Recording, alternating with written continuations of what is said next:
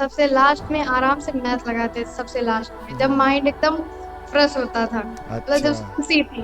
सबसे पहले तो मैं मैप अच्छे से भरना सीखना चाहिए। हम्म। जैसे हमारे से 97 आए थे, अरे वाह। इधर अच्छे नहीं थे अच्छे नहीं थे, 100 तो में से हमारे 100 चाहिए चाहिए थे। थे। हैं? Yes sir.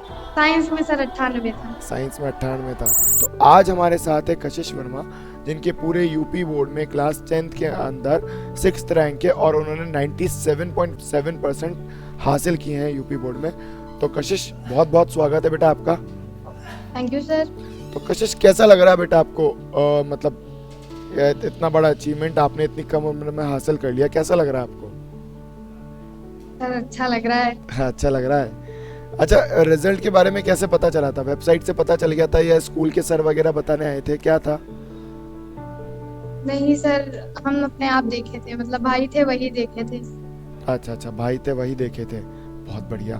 तो अब ये बताओ कशिश, रिजल्ट आने के बाद पहला रिएक्शन क्या था जब तुम्हें पता लगा कि पूरे यूपी स्टेट में, इतना बड़ा यूपी स्टेट है कि दो जोन में डिवाइड करना पड़ता है, ईस्ट और वेस्ट, है ना, और उसमें तुम पूरे में 6th रैंक लेकर के आई हो, तो कैसा फील हुआ था, क्या रिएक्शन था तुम्हारा?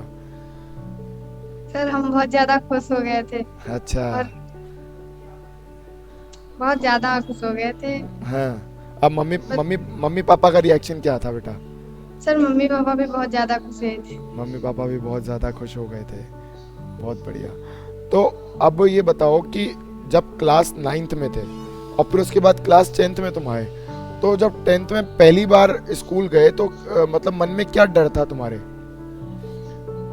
डर था सर कि यार इस बार बोर्ड एग्जाम देना है, ये करना, ये कैसे होगा, और इतने सारे बच्चों के साथ बैठ के कंपटीशन करना पड़ेगा, अभी तक तो सिर्फ स्कूल का एग्जाम दे रहे थे, ऐसे कुछ डर थे तुम्हारे मन में?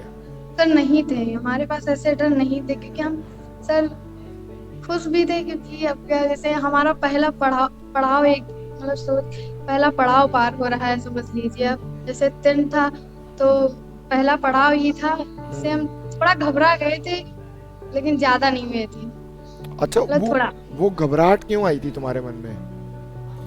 अरे सर, मतलब बोर्ड का पेपर था तो इसीलिए आ गई थी थोड़ी।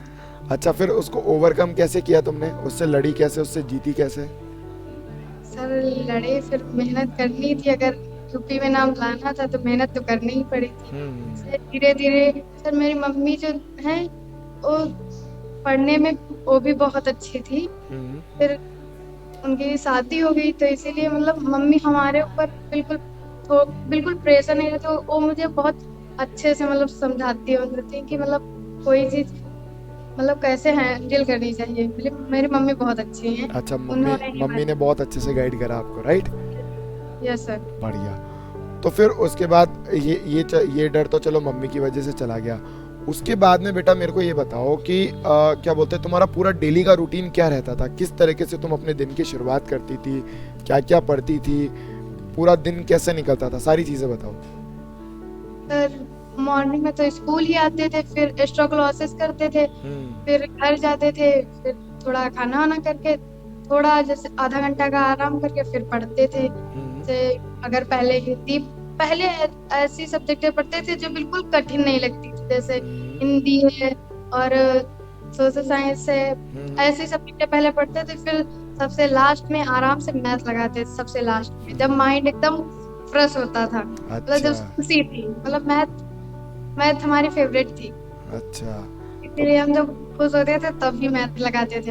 अच्छा, मतलब देखो बच्चों, इनका कितना अच्छा तरीका है कशिश का, कि सबसे पहले तो इजी इजी सब्जेक्ट पढ़ लो ताकि मन में कॉन्फिडेंस आ जाए, और जब मन में कॉन्फिडेंस आ जाए तो फिर उसके बाद जो तुम्हारा से सब्जेक्ट से थोड़ा डर लगता हो या तुम्हारा वो हो, वो वाला सब्जेक्ट तुम पढ़ लो, है ना कशिश?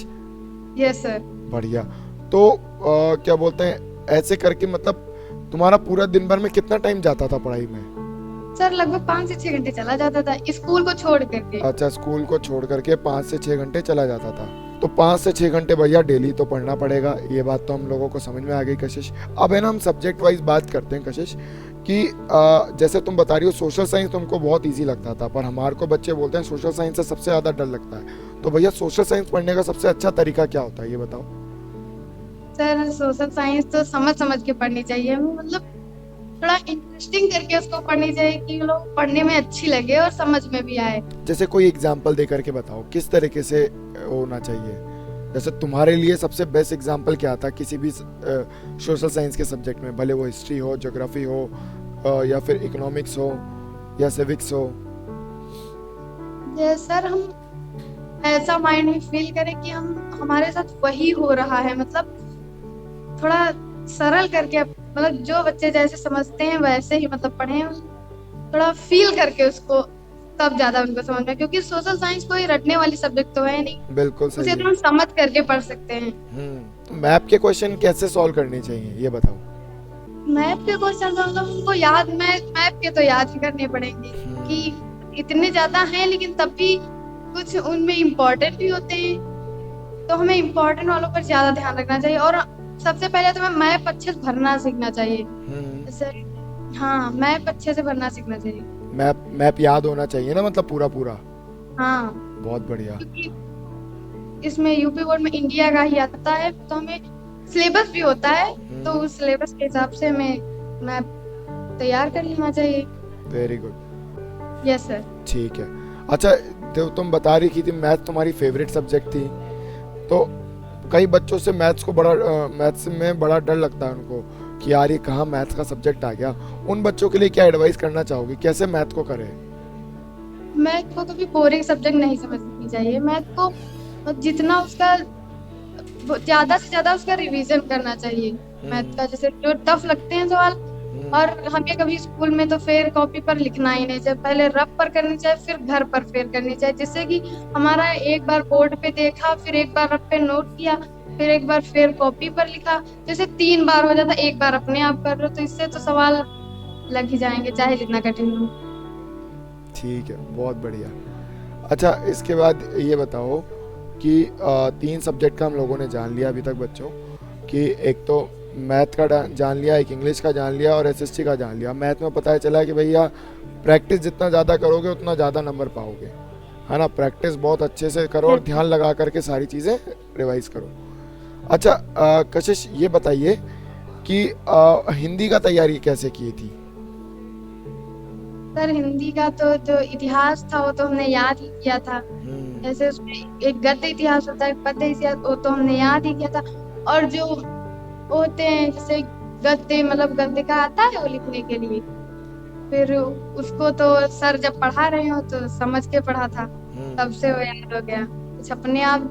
क्योंकि उसको जब कोई लेसन पढ़ो तो उसमें अगर ध्यान से पढ़ो तो वो फील होने लगता है, मतलब कि उसमें क्या निकल रहा है वर्ड, वो फील होने लगता है।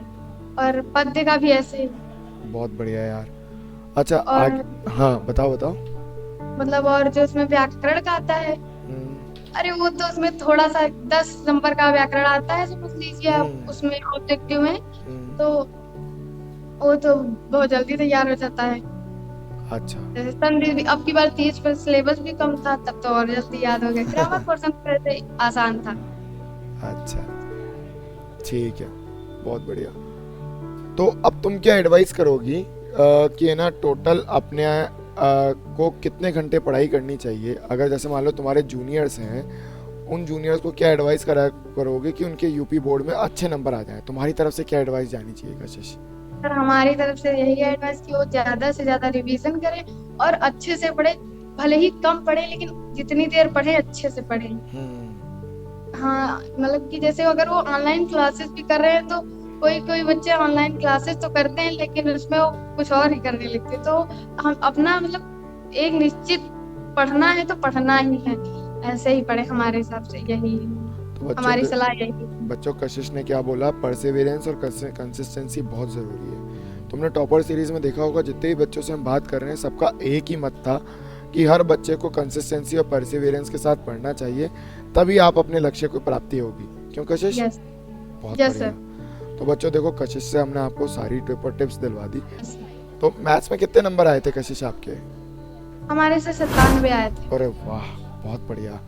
अच्छा, नहीं सर, अच्छे नहीं थे। अच्छे नहीं थे, 100 में से 100 चाहिए थे। Yes sir. 97 कम लग रहे हैं, 100 में से 100 आने चाहिए थे। भैया देखो, ऐसी भूख होनी चाहिए तुम्हारे अंदर मार्क्स की। और साइंस में कितना था बेटा कशिश? साइंस में सर 98 था। साइंस में 98 था। उसमें भी 100 आने चाहिए थे। या सर उसमें भी आने चाहिए थे। सिर्फ टॉपर जो यूपी टॉप की है उससे हाँ। 7 नंबर ही तो कम थे, इसीलिए तो कुछ नहीं है। अच्छा, और देखो बच्चों, कंपटीशन देखो, सिर्फ 7 नंबर में कशिश जो है 6th रैंक पे चली गई। तो 1 नंबर पे एक एक रैंक है, ये देखो आप। बहुत बढ़िया कशिश, यार मजा आ गया आपसे बात करके, बहुत अच्छा लगा। तो कशिश, अब क्या आगे क्या सोचा आपने, अब 10th के बाद क्या करना चाहते हो? 10th के बाद तो फर्स्ट ईयर ही करना है। हम्म। फर्स्ट ईयर का इंटर करना है। नहीं नहीं नहीं, मतलब जैसे 10th के बाद सब्जेक्ट लेते हैं ना, तो हाँ तो हमने मैथ मैथ लिया। अच्छा मैथ्स लिया है, इंजीनियरिंग की तैयारी करना चाहते हो? तो भैया यस सर। हमारी जो कशिश है, वो कशिश जो है इंजीनियरिंग की तैयारी करना चाहती है, आईआईटी का एग्ज़ाम करेगी, और होपफुली देखना आईआईटी जब 2025 में आईआईटी का एग्ज़ाम देगी तो वहाँ पे भी क्रैक करेगी, देखना ऐसे टॉप थैंक 10 यू में सर, दिख रही थैंक होगी। You sir. बिल्कुल इतना विश्वास किया, थैंक यू। नहीं नहीं, बहुत अच्छा लगा आपसे बात करके कशिश, कि आप जो है इतना अच्छा कर रहे हो, और वाकई में अगर आपने आपके अंदर जो गुण है इनको मेंटेन करके रखा, अच्छे से सब गाइडेंस करके पढ़ाई करी, तो आपको ज़रूर, मतलब जैसे सफलता यूपी बोर्ड में अभी मिली है, 10th में, 12th में भी मिलेगी, और जेई के एग्ज़ाम में भी मिलेगी।